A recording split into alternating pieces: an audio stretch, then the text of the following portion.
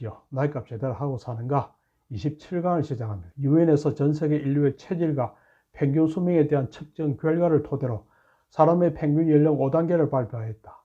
0세에서 17세까지 미성년자, 18세에서 65세 청년, 66세에서 79세 중년, 80세에서 99세 노년, 100세 이후 장수 노인으로 분류를 했다. 이 단계를 본으로 하면 66세 이상 노년층은 반가워할 것이다. 그러나 이모저모 따져보면 마냥 반가워할 일도 아니다. 불과 100년 전 우리의 수명은 60세를 넘긴 사람들이 많지 않았다. 그래서 환갑을 거창하게 지내곤 했다. 그러나 지금은 환갑은커녕 고의를 쇠는 사람들도 별로 없다. 성서에는 무드셀러가 960세를 넘게 살았다고 기록하고 있는데 그런 장수시대가 도래하면 진정 유토피아일까 디스토피아일까? 차치하고 유엔에서 분류한 세대 구분은 매우 시의적절하다는 생각이 든다. 그러나 100세 시대를 맞은 우리에게 선대에 비해 마냥 늘어난 30년 이상의 시간은 큰 문제가 아닐 수 없다. 평소 봉사활동도 하고 기부하는 지인들의 얘기, 그 긴 세월을 나이값이라도 하고 살아야 할 텐데 밥값도 못하고 무의도식하면 어쩌나 하는 걱정들이 쏟아진다. 그래서 제 나이에 걸맞는 구실을 못하는 경우에 낯살을 먹은 놈이 나이값도 못하는 작자가 밥값도 못하는 주제라고 타박한다. 모두 세월의 거상사지에 몸과 영혼에 쌓여가는 가치에 대한 냉엄한 평가이리라. 그만큼 나이 들어간다는 것은 시간만 까먹는 것과는 다른 인간의 질적 성숙의 변화, 그 결과인즉 마치 나무에 나이테가 새겨지다. 그렇다면 나이값을 결정하는 기준은 무엇인가? 당연히 나이값을 결정하는 방법이나 공식은 없다. 다만 동서양의 현자들이 내세운 나이값 산정법을 빌려 얼추 따져볼 수밖에. 지명관계상 인류의 그룹 공자 나이값 산정법을 보자. 나는 마흔에는 미혹되지 않았고 부록 쉰에는 하늘의 명을 깨달아 알게 되었으면 지천명, 60에는 남의 말을 듣기만 해도 곧 그 이치를 깨달아 이해하게 되었고 이순, 이르게 되어서는 무엇이든 하고 싶은 대로 하여도 법도에 어긋나지 않았다. 종심, 소유, 불유거라.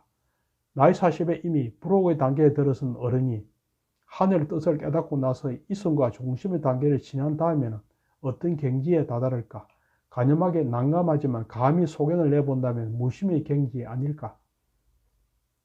불교에서는 온갖 그릇된 생각을 떠난 마음 상태, 망념을 벗어난 진심이 바로 무심이라고 한다. 망심이 일어나지 않으면 드디어 깨달음이 일어나 해탈의 경지다. 결국 무심이란 인간이 지닌 잡다한 근심과 걱정, 시기와 질투, 욕심과 망상을 모두 내려놓고 있는 그대로의 상태에 머무는 것이리라. 일찍이 노자가 상선약소를 강조하듯이 흘러가는 강물처럼 순리대로 살아가는 삶이 곧 무심이다. 물처럼 산다는 것, 곧 무의자연, 인위적으로 함이 없이 자연스럽게 살아가는 방식인즉. 그래서일까? 주위를 둘러보면 아무리 나이를 먹어도 무심은 고사하고 불혹의 근처에도 못 간 사람들이 너무 많이 설친다. 그게 바로 한국 사회의 불행일 터.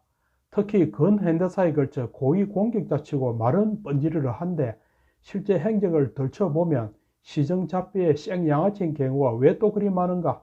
이런 정상배들에겐 무심은커녕 불혹이든 뭐든 소귀에 경일키는커녕 아예 소가 웃다 자빠질 일인즉. 그러나 동서고금 역사에 큰 이름을 남긴 위인들은 달랐다. 그들의 수명은 우리에 비해 짧아서나 업적은 청사에 빛난다. 예수 33세, 공자 73, 석가 80, 소크라테스 70, 이순신 54, 조광조 38, 윤동주 28, 안중근 32, 이상 26, 김구 73, 링컨 56, 케네디 46, 셰익스피어 52, 도스토옙스키 60세. 당시 나이값이나 하고 사는가? 미국 컬럼비아대 심리학과 토리 히긴스 교수의 주장대로 사람은 자신과 주변의 것들을 평가하려는 평가 동기를 갖고 있다. 모든 것을 비교하고 따져 구체적 금액으로든 추상적 관념으로든 평가하려 한다.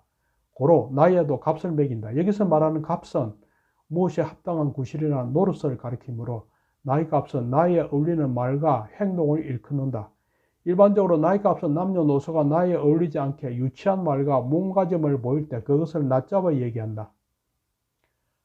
나이값을 매길 가장 중요한 대상은 바로 나다. 스스로에게 물어 스스로 값을 헤아리는 일이다.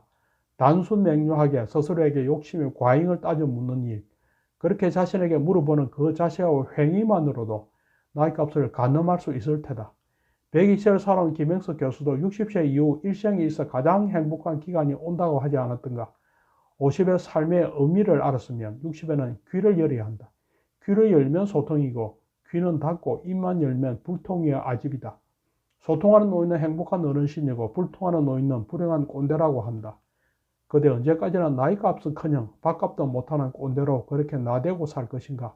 오호, 통제라. 나이값 제대로 하고 사는가? 강의를 마치겠습니다. 시청해 주셔서 감사합니다.